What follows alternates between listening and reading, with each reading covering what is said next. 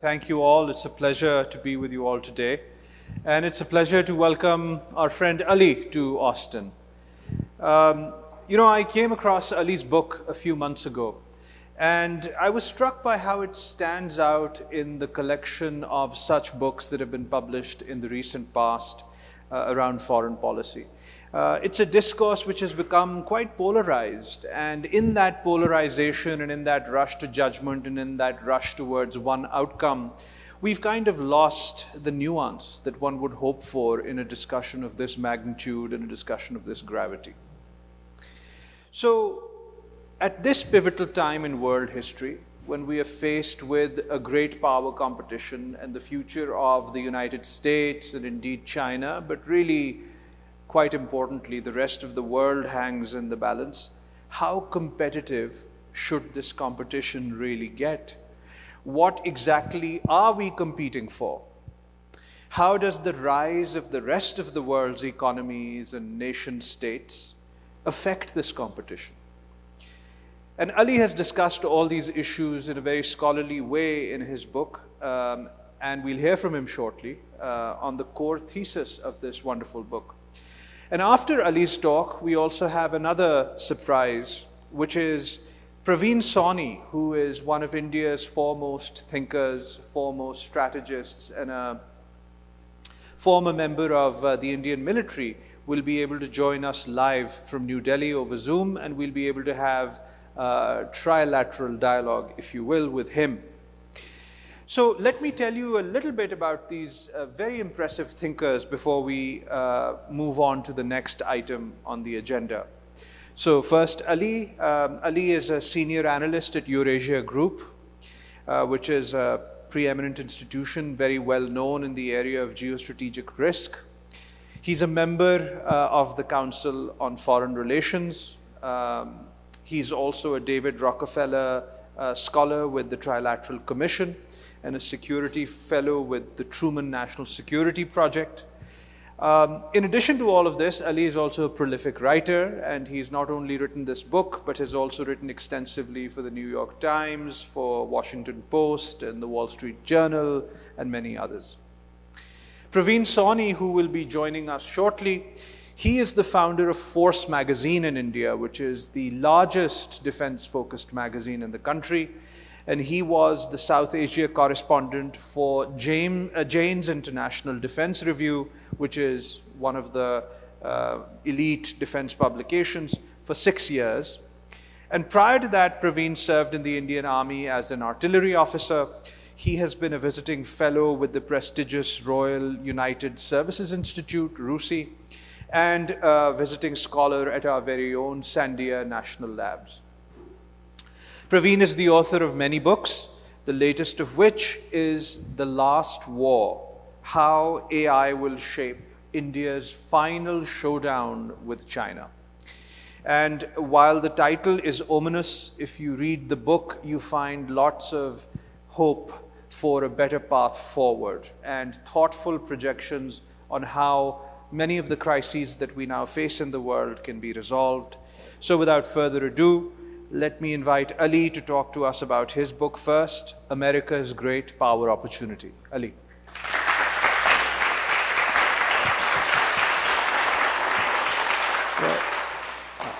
Can everybody hear me? Okay, great. Well, what a pleasure to be here. Amir, thank you so much for the invitation. It's wonderful to be here. I always avail myself of opportunities to get away from DC as much as I love it.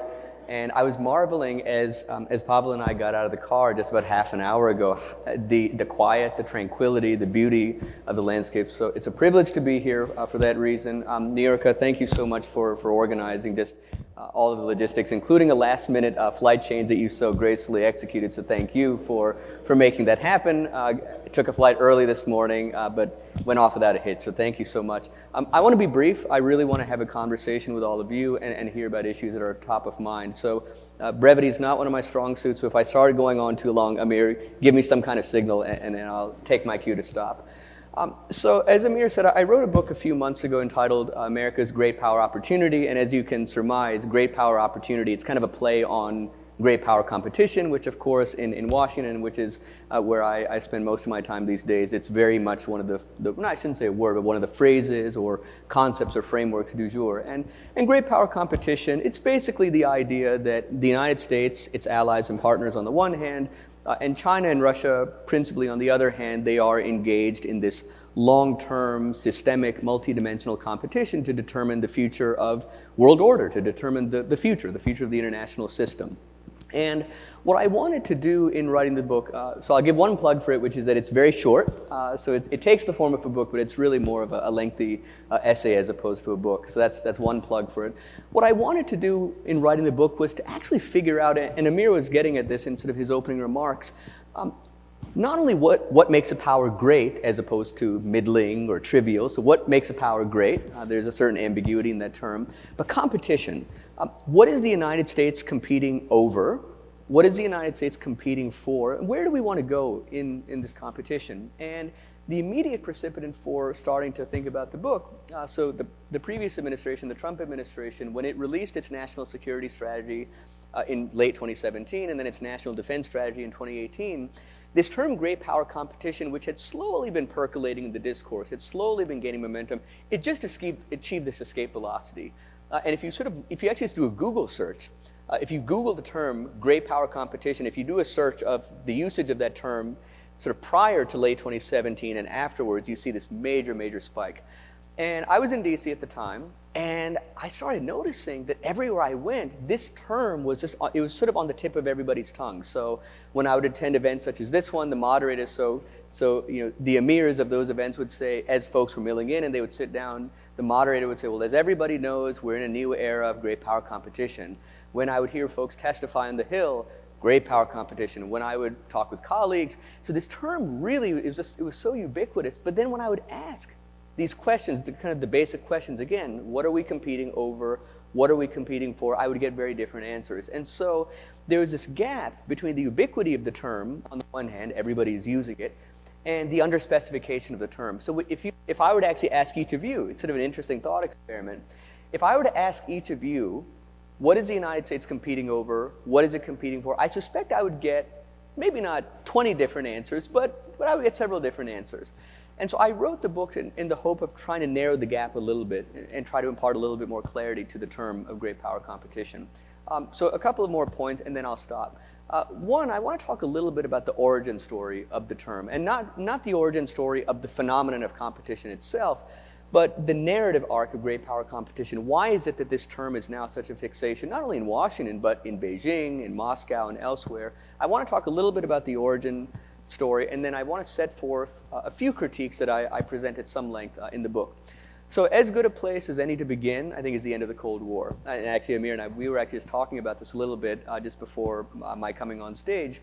So in terms of the origin story, so circle back to the end of the Cold War. So there's a lot of triumphalism in the air. The Soviet Union has collapsed. And there's a real, I don't want to say judgment, that's maybe too strong a word, but there's a real hope in many parts of the United States policymaking community, the analytical community. There's a real fervent hope that having finally defeated the Soviet Union, that perhaps now democracy would be inexorably ascendant, capitalism would be inexorably ascendant, kind of the end of history thesis.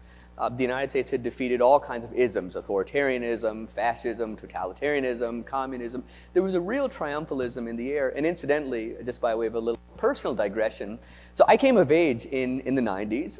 I came of age in the 90s, and even though it might seem surprising, I think in retrospect, I'm doing a little bit of sort of retrospective psychoanalysis. Up until my junior year of high school, which is when September 11th happened, I actually had no interest in geopolitics at all. I had no interest in world affairs at all. I thought I was going to be a math major.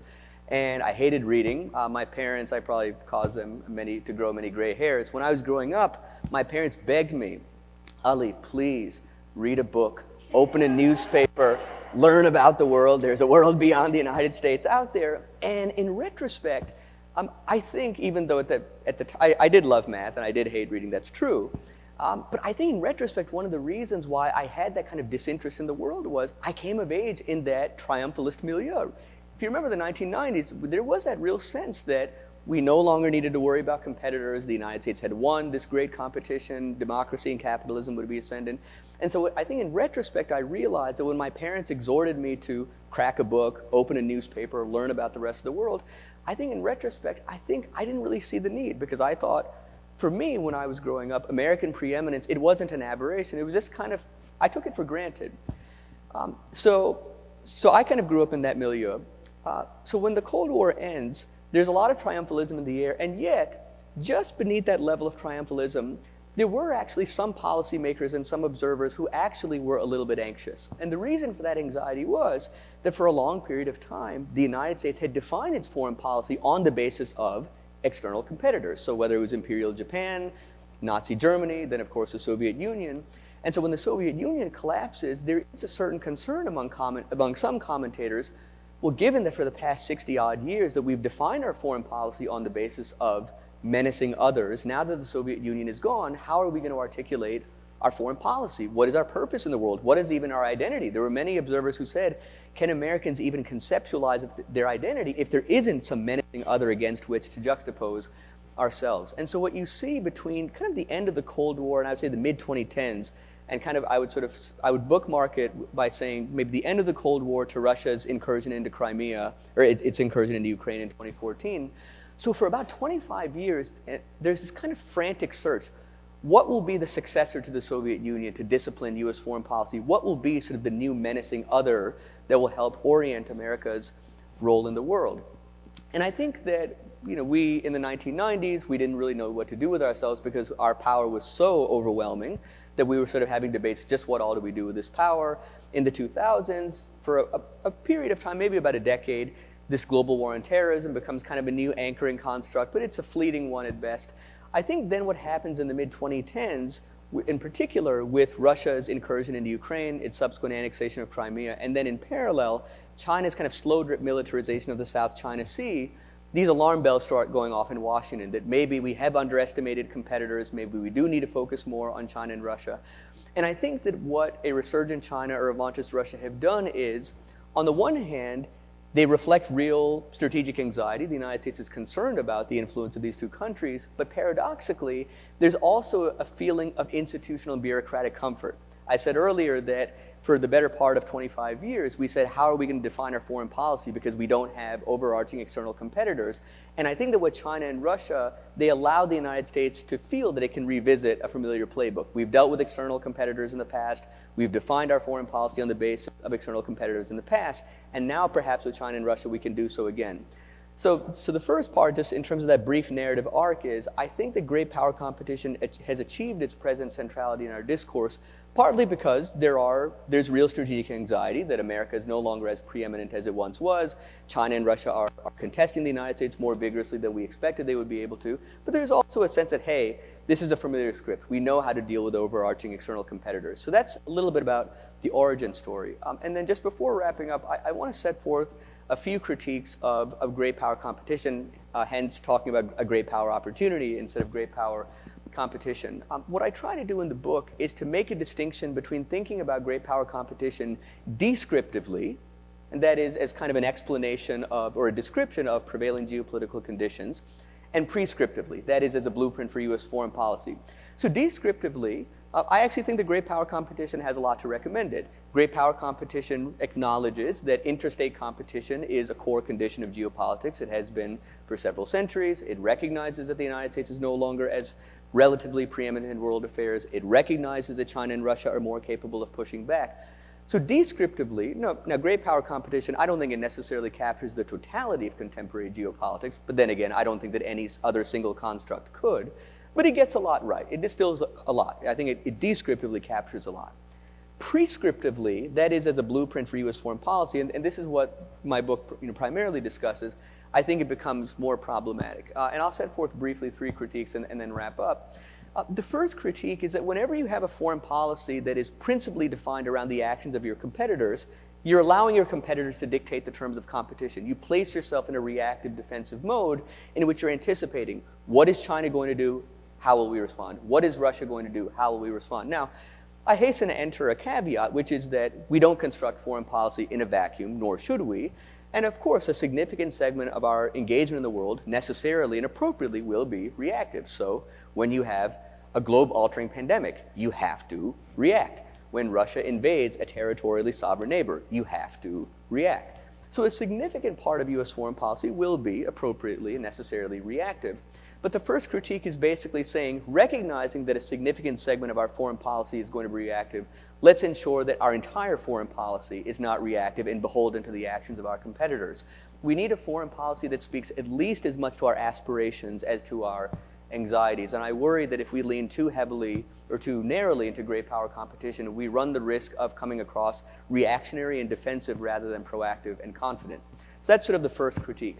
The second critique, which reinforces that first one, is, and I think it should actually be a source of quiet confidence for the United States, is the mistake we made after the Cold War was to underestimate the competitive potential of China, Russia, and others. I worry, though, that the pendulum is now overcorrecting. If one mistake that we made was complacency, I think now we run the risk of swinging too far in the direction of consternation. We don't want to underestimate, we don't want to discount the potential of our competitors, but we don't want to aggrandize that potential beyond what is warranted. And so if we look at our two principal nation-state competitors, Russia and China, albeit in different ways, I think that they're proving themselves to be self-limiting competitors. You all will remember, of course, prior to Russia's invasion of Ukraine, there was this narrative, and even now it still has some legs, although I think not as much, but there was this narrative prior to Russia's invasion of Ukraine that Putin, he's this kind of stealthy, ubiquitous grand strategist, he's this puppeteer, he's behind every contested election in a democracy, he's behind every fraying U.S. alliance and partnership. You really got this sense that kind of Putin as a strategic grandmaster. Russia today, whether you look at it militarily, economically, technologically, diplomatically, no matter what level of power you look at, Russia is materially worse off than it was prior to its invasion of Ukraine, an entirely self-inflicted error. No one compelled Russia to invade Ukraine. Russia invaded Ukraine of its own volition. It's a really rather extraordinary act of strategic self-sabotage. What are the results? Russia is more beholden to China today than it was prior to its invasion of Ukraine. It's given NATO a new lease on life.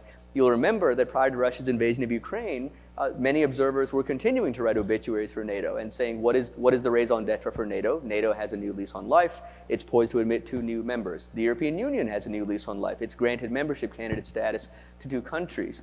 So Russia, I think, has really dug itself a significant strategic hole. It's proving to be a self-limiting competitor. And then China, of course. Now, China, we were having a conversation earlier. China obviously is a far more serious competitor. It's a far more multidimensional competitor. I think it's likely to be a far more systemic and long-term competitor. And you see this distinction appear in the national security strategy that was published recently and the national defense strategy. But it, too, is not 10 feet tall strategically. China, if you look at the way that it's comported itself, particularly since the beginning of the pandemic, it really has alienated a lot of advanced industrial democracies. Now, those advanced industrial democracies, whether it's the United States, France, Germany, Australia, India, Japan, they're relatively, again, not as preeminent as they were 20 years ago or 30 years ago, but they still do wield the balance of global power. And so whatever China's ambitions may be, however vaulting they may be, it's not particularly strategic or it's not particularly thoughtful to comport yourself in a way that's going to alienate the countries that still wield the balance of global power. So NATO now looks at China very differently. The Quad has a new lease on life. The European Union is looking at China differently. And so I think China as well is placing roadblocks in its own way. And then, of course, domestically, how is China going to get out of zero COVID? That's a very difficult situation for China to navigate. How does China deal with the slowing rate of economic growth? How does China make its political decision-making more flexible? If you look at the new Politburo Standing Committee, it's Xi Jinping and 6 individuals who are entirely enthralled to Xi Jinping. They're not going to offer him dissenting advice. So that all the way of sort of just to sum up with a second critique is, we don't want to underestimate our competitors, but we don't want to aggrandize them either, because that aggrandizement, it feeds into that anxiety, it feeds into that defensiveness that I talked about in the first critique. The third and final critique, and then I'll stop, and this critique is, it's an unpalatable critique to articulate, it's an uncomfortable critique to articulate, but I think that it's important that when we're talking about competition, when we're talking about strategy, when we're talking about policy, that we deal not in emotion, but we deal not emotionally, but we deal dispassionately, and that we think as objectively as possible. Again, a little bit of a personal digression. This is one of the excitements of writing a book about this topic, but also one of the challenges. I had to make 2 major updates to the book. I submitted the first draft to my editor, and then the United States withdrew from Afghanistan, so I had to update the book. And then Russia invaded Ukraine. And so I was already a bit nervous about trying the patience of my editor, but I digitally knocked on her door and said, Luis, do you think that I might be able to tinker with the book a little bit? Because if I submit a book to the publisher and it comes out and there's no mention of Russia's invasion of Ukraine, people are going to say, Ali, what rock are you living under? Russia has invaded Ukraine. So she kindly permitted me to write an afterword to the book. So it's a short afterword offering just some initial reflections on Russia's invasion of Ukraine. When you see the kinds of atrocities that Russia is visiting upon Ukraine, when you see China's growing human rights abuses, I wanted to see in the afterword to the book if I could construct, articulate, and defend an analytical scenario and a policy scenario in which the United States could advance its vital national interests solely by working with its friends, solely by working with allies and partners. Could I imagine a U.S. foreign policy in which we say, look, China and Russia, we don't like how you conduct yourself at home, we don't like how you conduct yourself abroad, so we're going to bypass you, we're going to circumvent you and just work with our allies and partners. And I just wasn't able to come up with that kind of scenario. If you look at the full range of transnational challenges, and it's a familiar litany to all of you, climate change, pandemic disease, macroeconomic instability, nuclear proliferation, we can go on and on and on. Is there a viable scenario in which the United States could make enduring progress on those issues, just in managing those issues, if it were to circumvent two major powers, China and Russia? And I just think that the answer intuitively is no.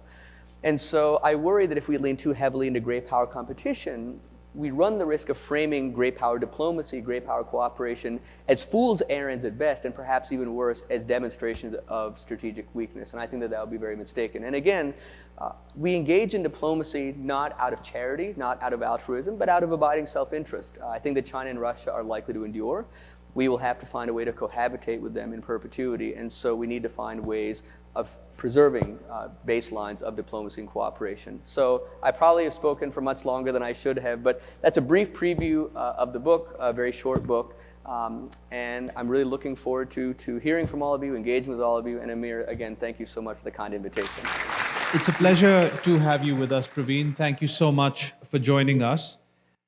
We've got an audience here. We've also got the brilliant Ali Wyne, who came down from DC to speak about his book, America's Great Power Opportunity. He just spent a few minutes walking us through the core synopsis of his book, and very rightly identified that while there is much to say about the competition between the US and China, and there are many arguments to be made for why there should be some modicum of separation on issues perhaps of national security. But when it comes to seeing the world in holistic terms, as Ali went through and created scenarios, he couldn't see a world where the US and China could remain entirely disconnected and yet prosper. And so with that constraint, the question then becomes, what is the best form of engagement rather than how do we disengage? And I thought that was the perfect point to have you join our discussion. So just to remind the audience, Pravin is the founder of Force Magazine, which is the largest military publication of South Asia. He's been a correspondent for Jane's International.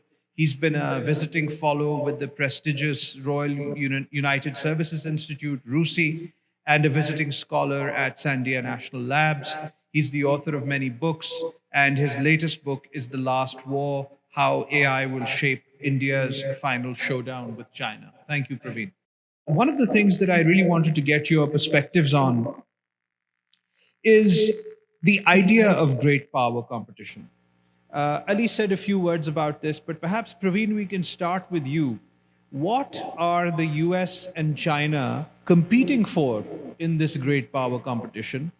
And how do you gauge the rest of the world seeing this competition? How do you imagine other developing countries seeing this competition?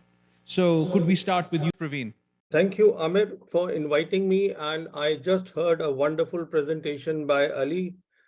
Now, you have asked a very good question, which is really a fundamental question that needs to be answered. It is very clear who the US is competing with, because both its national security strategy and national defense strategy say that it is competing with China. So China is the competition for America. But what are they competing for? Both of them. Now here I have an entirely different perspective, which I would like to share. When China says and offers to America the new model of major power relationship, we have to sit back and think, what exactly does this mean? So, in my opinion, what this means is that unlike America, which through its integrated deterrence enunciated by the Pentagon is seeking to project force, China wants to project influence and not force by geoeconomics. And China has already got the strategy and the timelines in place. The strategy is the Belt and Road Initiative.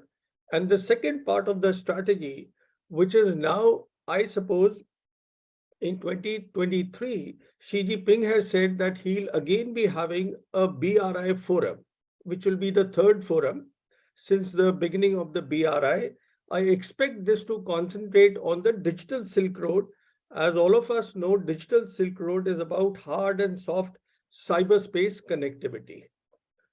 So I believe that if you look at China's new generation AI development plan, which came out in July 2017, they gave the timeline that by 2030, they hope to dominate the industries by artificial intelligence. And this is possible by the digital Silk Road. So now let me just put everything once more again. What they are looking for is influence and not force. Influence basically means that all the countries which are on board the BRI, they expect those countries to pay deference to China's opinion in their foreign policy. And why should they want to do that is because what China is offering them through the BRI, and I am now talking of the digital Silk Road, is the shared prosperity and cooperative security. These are two terms which are very detailed, need to be understood very properly, but this is besides the point. So this is what they offer: shared prosperity and cooperative security. And as I said, the strategy is the Belt and Road, and the timeline they are looking at is this decisive decade. The decade, or by the year 2030, they hope to dominate the industries by artificial intelligence. In other words, they will set the standards for the industry. They will have what is called the information. They will have the data, and data, as you know, has emerged after the hard power and the soft power. It has emerged as the third most critical component. So this is the way that they will have the first user advantage for their industries in these countries. So in other words, what they are giving is they are giving the shared prosperity to all these countries, and this is what they are looking at. See, when pandemic happens or ups and downs happen, these are different stories. These are those tactical issues which have to be adjusted into the big strategy or the scheme that they are building. Now, coming to the influence, as Ali pointed out, that where exactly is the Chinese influence? So China is emerging as the leader of the global South. As we are all aware that Xi Jinping, he was in Saudi Arabia right now. So the Chinese are looking at their influence in the Central Asian republics, in South Asia, except for India and tiny Bhutan. All the countries are on board the BRI. They are looking at the Gulf states. They are looking at the Arab states. They are looking at the African continent. And this is hell of a lot. This is the global South that they are looking at to begin with. If they can bring up the global South up to a certain level of common prosperity, so they would have accomplished the goal of what they have set out to achieve, or what they set out to achieve through the Belt and Road Initiative.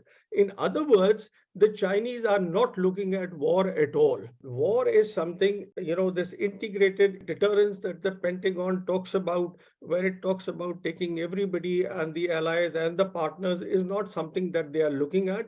And they are also not looking at bases. All I hear a lot of analysts talk about bases. I mean, all these details are there in my book.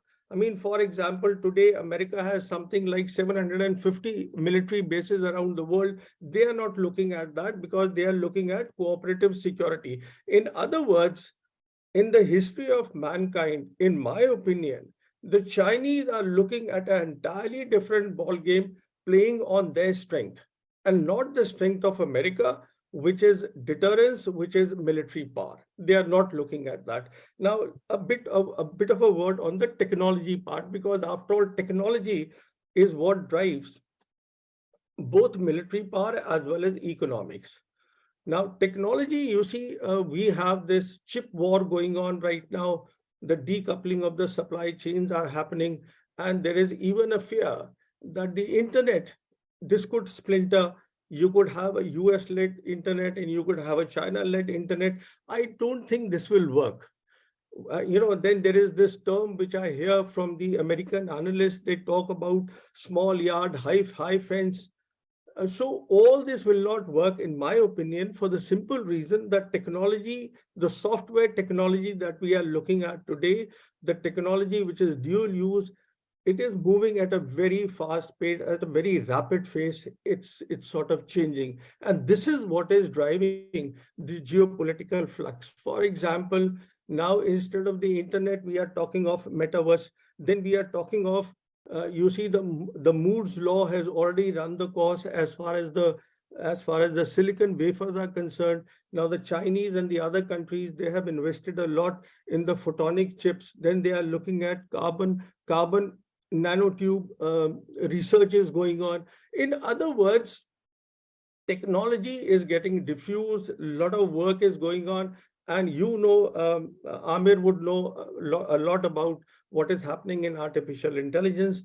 So the best thing would be, nobody wants war, nobody should go to war, everybody wants globalization should come back. And as far as the three C's are concerned, when America says we don't want combat with China, but we want to compete. Now, compete in what? That is the big point. The point is that you had the opportunity way back when you abandoned the TPP. That was your opportunity of the rebalancing, a proper rebalancing of military power and economic power. That opportunity is lost. So therefore, first to identify what are you competing against, and then how do you compete? I think that is where the basic problem lies. I'll stop here and then we can carry on with some questions. Thank you. That was multifaceted and threads that you have started here. I think we'll continue to talk about them. In fact, on the topic of semiconductors and technology, just 2 days ago, Morris Chan, who's the founder of TSMC, which is the world's largest manufacturer of semiconductors based in Taiwan, and is one of the core US interests in defending Taiwan, the supply of advanced microchips. Morris Chan just said globalization is almost dead 2 days ago. And the idea that globalization, which is fundamentally an American and Western-led project since the demise of the Soviet Union, is somehow dying, that global integration is dying, is deeply disturbing. Because it is in fact this integration through which immigration, the exchange of ideas, the presence of global commerce, the buying and sale of equipment and technologies across borders has all been made possible. So in the current era, we are dealing with many issues of global importance. For example, the environment is one which was brought up, but then financial regulations in the age of cryptocurrency, the proliferation of software and artificial intelligence-based technologies, and the creation of metaverses that are borderless, and technology that hasn't yet even been built. So how do we solve these problems in a time when the major centers of learning, the major centers of inventiveness in East and West are diverging? Are we losing as a world the ability to solve our problems in this divergence? So Ali, is globalization dying? Was globalization a US project? And what can we do to save global integration? So I don't think, is this, okay. So I don't think the globalization, I think there's a Mark Twain quote. He says that predictions of my death are grossly overstated, something to that, or grossly exaggerated. I think that's a Mark Twain quote, or maybe it was somebody else, but there's a quip to that effect. There's something similar with globalization. I mean, its obituaries have been written and prematurely many times. You know, in 2008, the global financial crisis breaks out. You see these big headlines, globalization is dead. When the pandemic struck, globalization is dead. When Russia invaded Ukraine, globalization is dead. I think globalization is changing. It's changing, it's evolving, but I think, a few comments. One, I would just say that, yes, globalization, it has been severely interrupted before. So 2 world wars, the Great Depression, but I think it's proven quite resilient. I mean, the fact that it survived 2 world wars, a Great Depression, it survived pandemics, it survived global financial crises. So globalization, I think, again, it's changing, it's evolving, but I think that we should be cautious just given that history of writing it off entirely. That would be point one. Point two is that when someone says globalization is dead, I mean, globalization is not a singular phenomenon. It's not a unitary phenomenon. I think you have to ask which aspects of globalization are you discussing? And you actually, Amir, just in framing the question, you already mentioned a number of forms of globalization.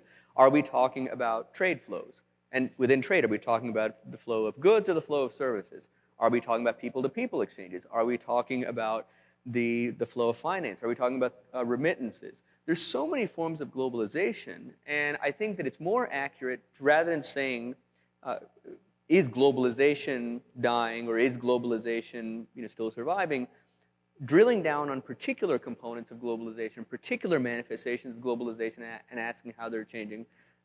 And I think that we're talking right now principally about the United States and China. The United States and China, for all of the talk about decoupling, disentanglement, disengagement, I think that the rhetoric around decoupling still substantially outpaces the reality. I mean, if you just look at two-way trade in goods, in 2021, two-way trade in goods between the United States and China was roughly $100 billion higher than it was in 2019. So these are two economies that are still substantially intertwined. I think that they will continue to remain intertwined. Now, I think it's fair to say, and I would obviously defer to you entirely on this. I mean, you're our artificial intelligence guru.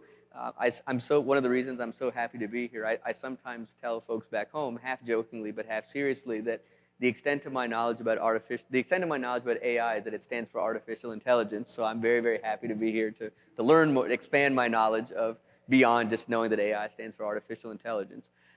I do think it's fair to say that in the realms of cutting-edge frontier technology with which you really are at the vanguard, Amir, I do think it's fair to say that we will see more disentanglement, more decoupling, because both the United States and China, I think, rightly have identified the mastery of those technologies, the harvesting of those technologies, the application of those technologies as being essential to global economic competitiveness in this century. So whether it's artificial intelligence, whether it's nanotechnology, quantum computing, and so forth, I think that there we will certainly see more attempts at decoupling and disentanglement. But even there, it's not clear. I mean, I think that a scenario in which we say that the United States and China are completely decoupled, I think is unlikely. So just to summarize, one, globalization is a multifaceted phenomenon, so we should talk about components of globalization rather than this unitary phenomenon, which really is kind of mixing up apples and oranges. Globalization has proven resilient. I think it will evolve, but I don't think that it's going to die. And between the United States and China, again, I think that the rhetoric around decoupling outpaces the reality. These economies will remain substantially intertwined. And so then it gets back to, I think, one of your fundamental questions, Amir, which is not, how can the United States and China divorce? But it's more that when you have a strained marriage, how do you get on? It's a strained marriage. It's not a fundamental decoupling. And they're going to have to find ways of dealing with difficult differences that lots of married couples have to deal with. So. That's a great analogy. So let's talk a little bit about what this does for other countries in the world. And of course, India is a central player in all of this. In fact, I remember Admiral Harry Harris, when he took command of the Pacific Command, he went to India. You may remember also Pravin, he made a speech there. And he spoke about the importance of India and the time is now and, will you help us? It was a very moving speech. The understanding here in the US, to a large extent, is that India is willing to be a military ally of the United States. I'm not suggesting that everyone in the US believes that or even thinks about that, but the pivot is designed to gain India as a military ally of the United States. and the implications of that military alliance within the context of the Quad or within the context of action against China, potentially in the South China Sea, etc., is obvious. And without going into those operational discussions, in your view, is this belief or is this idea in the United States that India would become a military ally of the US in a shooting war, in a conflict against China, does that make sense to you, particularly in light of the long tradition of non-alignment that the Indian state has had since really 1947? What are your views on that, So Pravin? I think the Americans are right, and they have already accomplished that, because uh, starting from 1991, which was the Kicklighter proposal. General Kicklighter had come to India and he had given the proposal for maritime collaboration of the two navies. From then to April 2022, when both sides agreed on having joint combat, on having combat patrols. And now there are quad combat patrols with advanced exercises which are happening. And India has already signed the 4 foundation agreements. That means de facto, it is now a ally. And now it is also part of the integrated deterrence of the Pentagon, having signed those 4 foundation agreements, which basically means that what today the Pentagon is looking at, the mosaic warfare, which obviously is about a decade away. A lot work needs to be done in the joint force that needs to be created. But in that, allies will also be there, as well as this partner, India. It will also be there. We've recently had Indian ships doing exercises along with the Quad in the Sea of Japan. They were there. So in other words, long and short of this is that the Americans have accomplished what they had set out to accomplish 3 decades back. Today, they are developing interoperability at a very fast pace with India, both under the Indo-Pacific strategy as well as part of the Quad. It is happening. And the second is because for fundamental to the interoperability is commonality of equipment. So now there is a lot of pressure or a lot of nudging is being done by the Americans now to abandon the equipment that India used to buy from Russia and to move to America, which is why for interoperability that will be required. So you are absolutely right that India today is the thinking is correct. It has already happened, and this is precisely why I worry. My worry is, and this is one of the basic themes of my book. My worry is we want good relations with America, certainly. We want good relations with all the country. What India has to today understand is that it has China as a neighbor. There is a disputed border. The Chinese are sitting on our territory for the last 22 months. And China is not any other country. China is a major power which is competing with America. And competing where? It is competing, as we have already discussed, in so many areas. So therefore, when the Indians say, as far as China is concerned, when they say that, look, of the 3 C's, we don't want combat, but we want to compete and cooperate with China. Well, where is the competition as far as India is concerned? I mean, Americans saying that is fine. There is no competition at all. So the only thing is cooperation that India is very reluctant to do. And that is, of course, now the Indian foreign policy, an entirely different subject. Yes, to answer your question, the answer is yes, it has happened. Ali, back to you. You argue for engagement, and that's in fact one of the ways in which I think your book sets itself apart from the current books on this topic that you see at a Barnes and Noble, bookshelf, which are, let's just say, not as multidimensional and are arguing one side of this in a very gung ho kind of a way. And you've brought that nuance. So today, when we speak of engagement, if we want to make that specific and tangible, what does engagement mean? I mean, does it mean leaders meeting each other and shaking hands, or does it mean a country getting the benefit of the partnership of another country?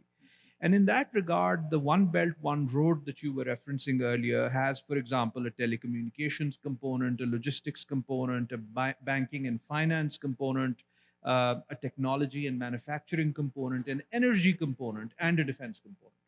But in general, the United States partnerships with countries tend to focus on one or the other. They're narrower.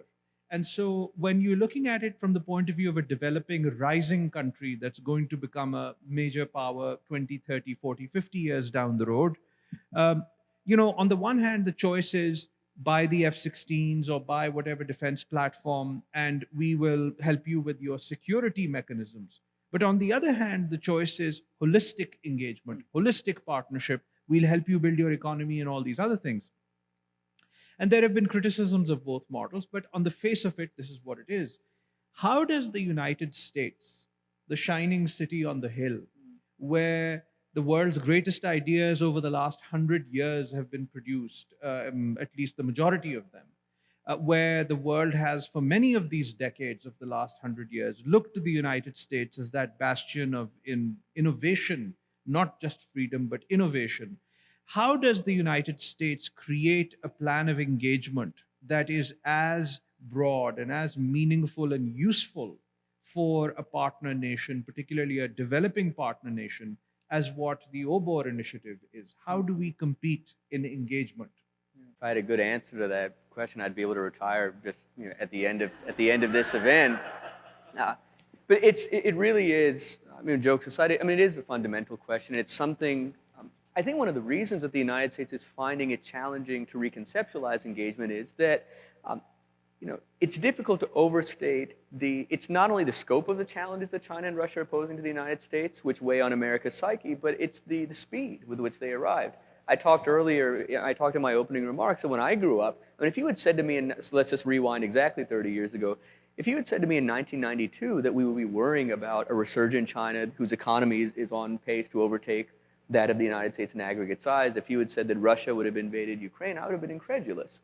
So I think that right now the United States is grappling with, it's finding it difficult to grapple with just the necessity of reconceptualizing engagement. But I don't think that engagement and competition are mutually exclusive. I don't think they ever have been.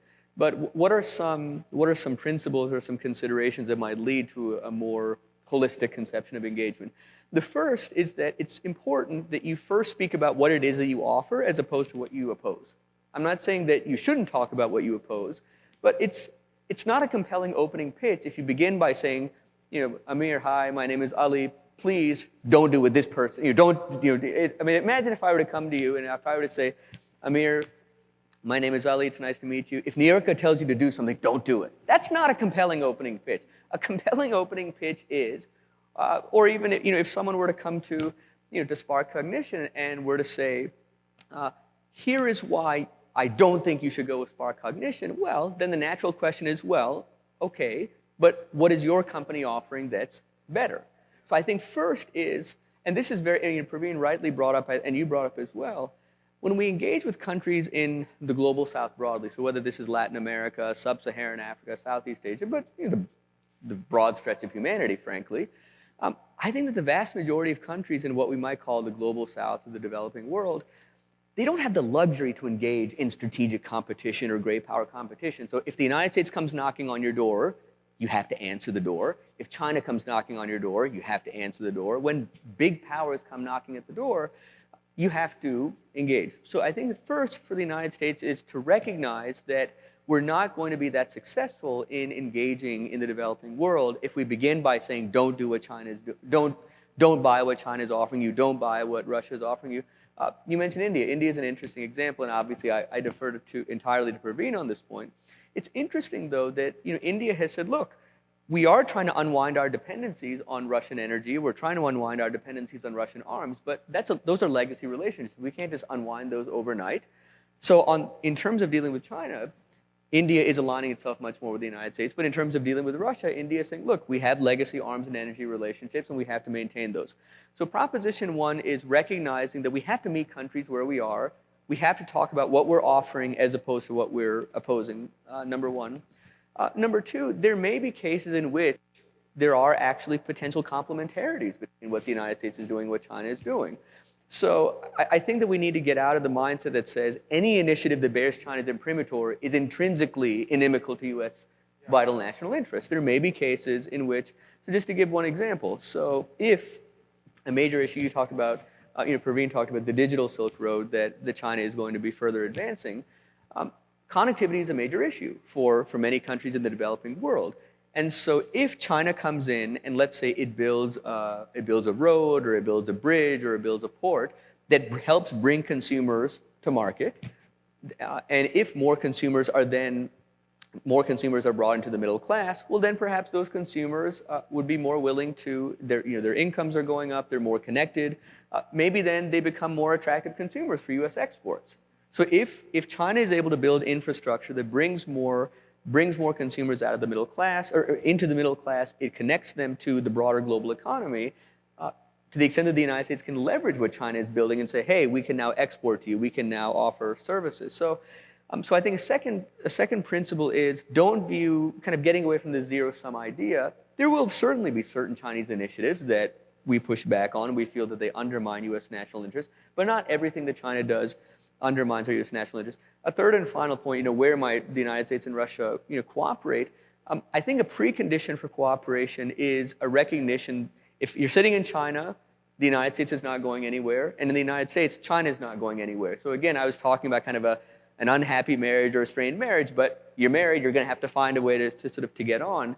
And if you accept that these two major powers or great powers are likely to endure and that they're going to have to coexist in perpetuity, then the question is not how can they cooperate, or the question is not, should they cooperate, it's how will they cooperate because they must.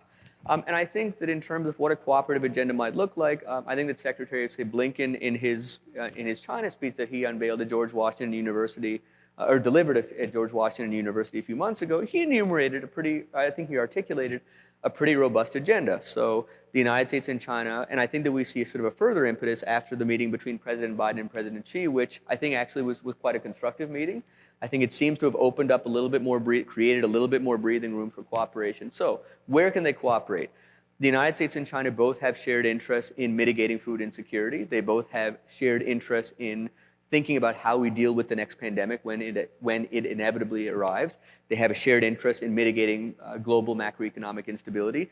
They both have a shared interest in ensuring that there is some kind of diplomatic resolution to the Russia-Ukraine war. So I think the question is not, should they cooperate? It's how will they cooperate, on what issues? But I think the sooner that the United States and China recognize that neither country is going anywhere and that they both are going to endure, I think that the sooner they can then get to operationalizing and doing the hard work of figuring out how they cooperate. But they should cooperate, they must cooperate, and I think that President Biden's meeting has created more space for them to think about a cooperative agenda, and I hope that now domestic political constraints don't get in the way of preventing them from working on this cooperative agenda.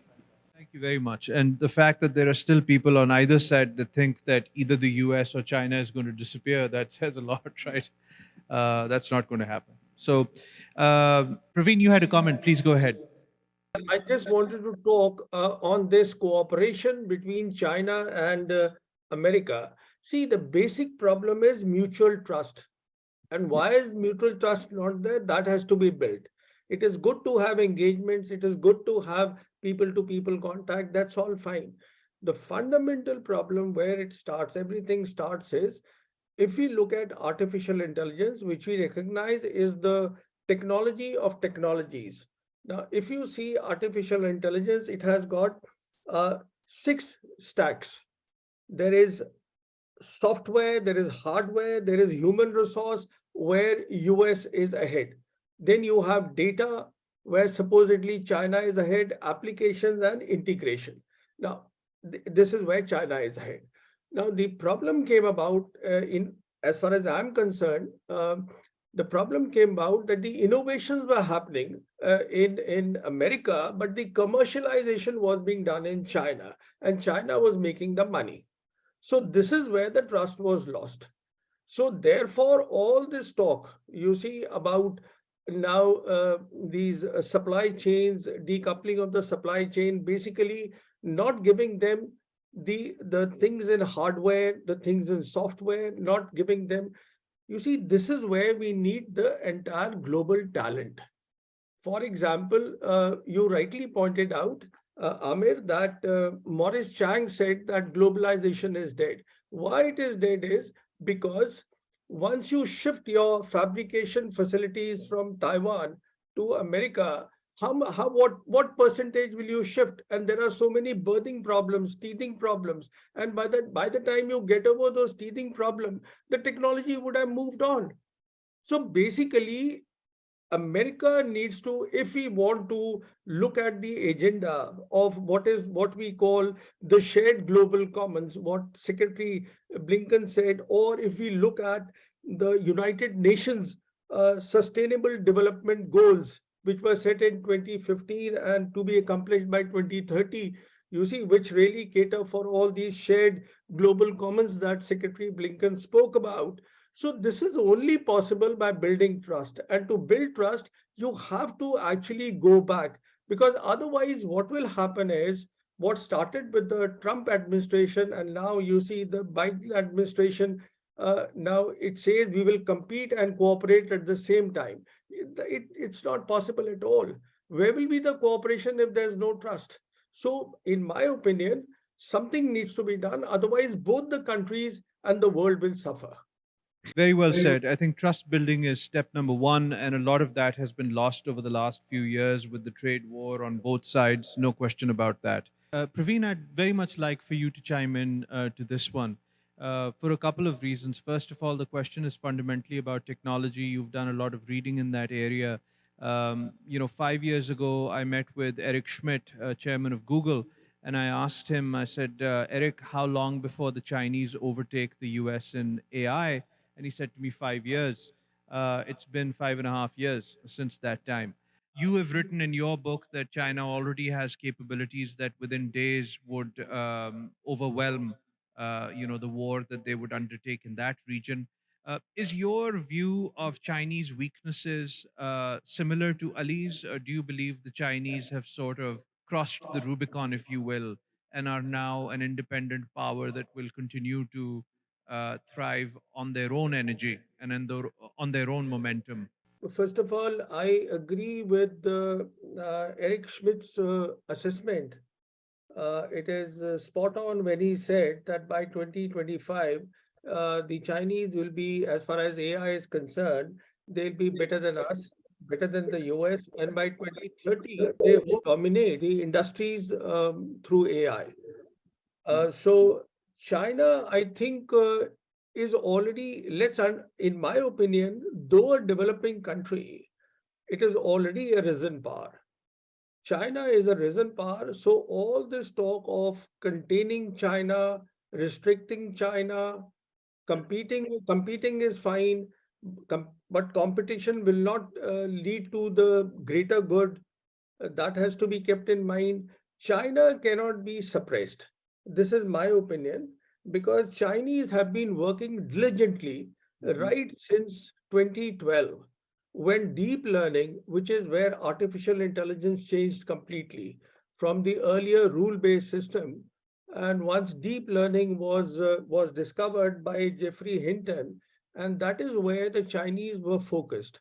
And which is why, and in fact, not only they were focused, the entire concept of civil military fusion, which is a very powerful concept, which will be very difficult for the Americans to emulate, for the simple reason democracies have difficulty in having civil military fusion, unlike what the Chinese can do, and they have already done. So, in my opinion, since 2012, 2013, they've been working at it, and they are working diligently, and Chinese are known to beat the timelines. Chinese are known to work 7 days a week, round the clock. This is what Chinese are about. the few times that I have been to China, and I have mostly interacted with the PLA officers. In fact, I had the opportunity to talk to them at the Academy of Military Sciences. I have found that even what is Military of Academic Sciences, just a word on that for everybody here, that is one place I was told that after their 2050 reforms, earlier they used to have 1,000 officers there. After 2015, they have 10,000 officers there. And what are these 10,000 officers doing? They have basically amalgamated the technology and the doctrines at one place. That means they understand that the technology will evolve very fast.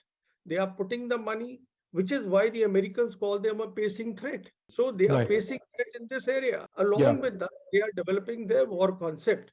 So I think Chinese are a risen power, and China, the Americans need to seriously consider how to, look at this new model of major power relationship for peace, prosperity, and to have a globalized world. Well, this was an absolutely wonderful discussion, deep, covered a lot of ground across Ukraine, American policy, China, the global south, and it was very illuminating. And thank you so much, Ali. Thank you so much, Pravin, for your participation, particularly at night in India. We're very, very grateful to you.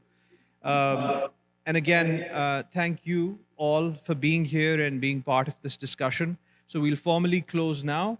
Thank you very much, Pravin. Bye. Thank you for inviting me. Thanks a lot, and bye-bye.